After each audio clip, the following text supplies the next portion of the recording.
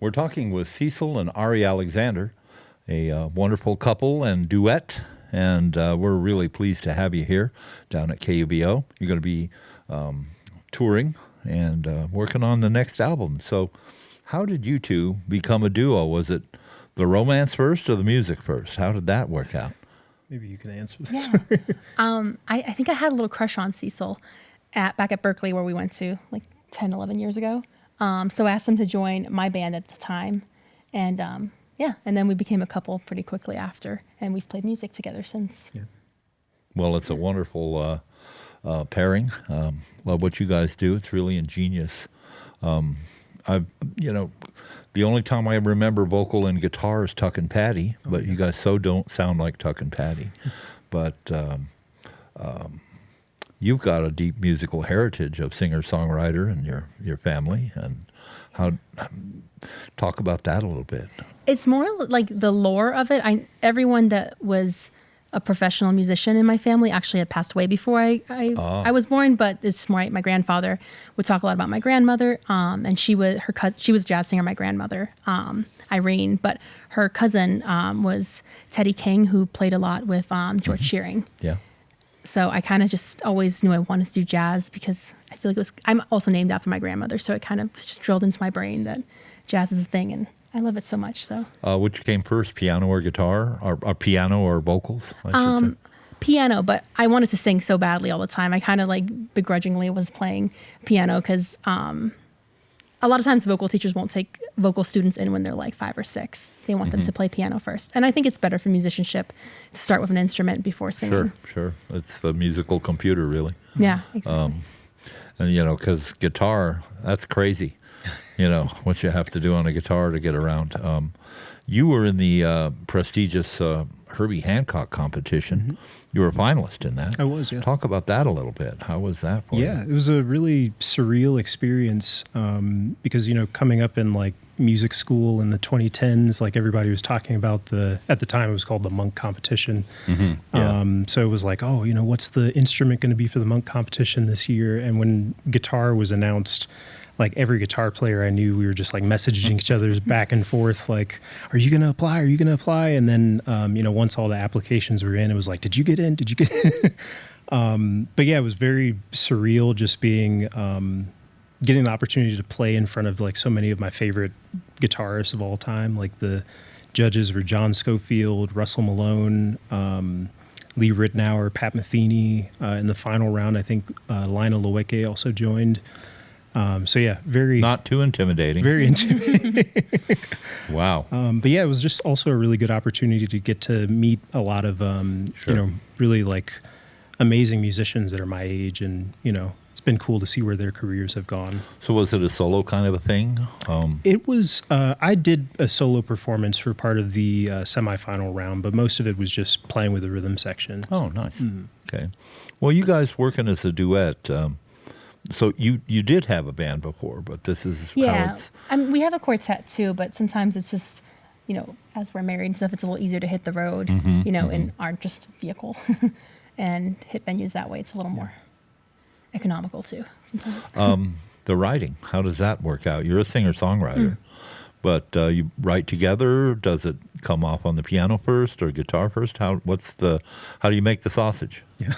I feel like I write a lot of the melodies to start out, and then you like doctor them up. Mm-hmm. You start adding impossible hits, and then I need like 2 weeks to relearn the song I wrote initially. But it's much cooler at the end. Like the first song we played, Kaleidoscope, kind of was a little bit like I would say we were very inspired by like Dolphin Dance for that song, and then we just started like adding a bunch of hits and stuff to it. Yeah. Well, you added a lot of hits to it. So is it words first or music first in a lot of cases?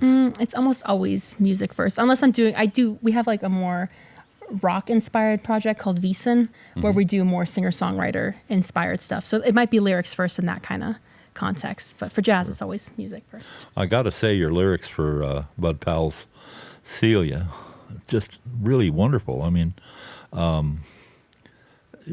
first off, that you guys do it the way you do it instead of, with Bud Powell tunes, it's always like, let's do it on the piano. It's a Bud Powell song. Yeah. You're a Bud Powell fan, I take it? I'm a gigantic Bud Powell fan. I just he's my favorite pianist. I I've learned like a lot of his solos. I love him so much, and Yeah, that was Yeah. wonderful. And I What love we that just melody. heard. If you missed it, play it back. Yeah. You're with Heartcore Records. That's Kurt Rosenwinkel's That's right. label. How did that come about? It's actually a really weird story. Smalls, the jazz club in New York, yeah. has a live stream that they do, I guess, probably every night. I watch it all the time. Really? Okay. Is the cat still there? Not when we were there. Yeah. We happened to make a trip into New York, and we just figured we would go to Smalls and sit in at the jam session. And Kurt Rosenwinkel happened to be watching the live stream at 2:00 in the morning. Wow. And somehow through, I guess, the comment section on the video or on the stream, found out my name.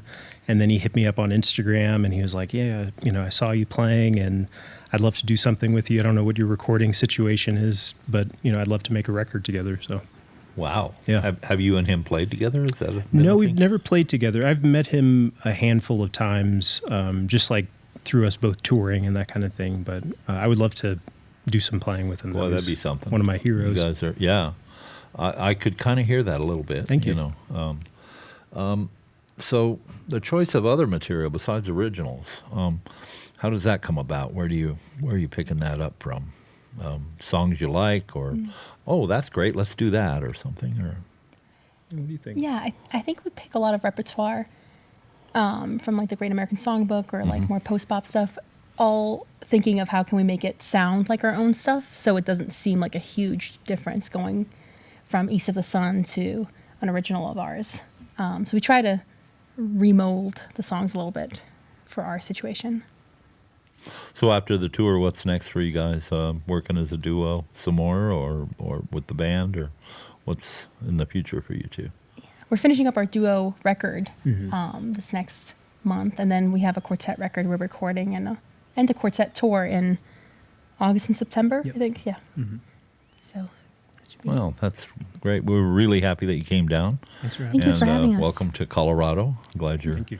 having a great time here. And again, we've been talking with Cecil and Ari Alexander, and be sure to get out and see them whenever you can. Oh, your socials. Let's talk about that. What are your social, the websites, or where can people find you that way? Yeah, I'm on all social media as Cecil Alexander Music, and my website is just cecilalexander.com.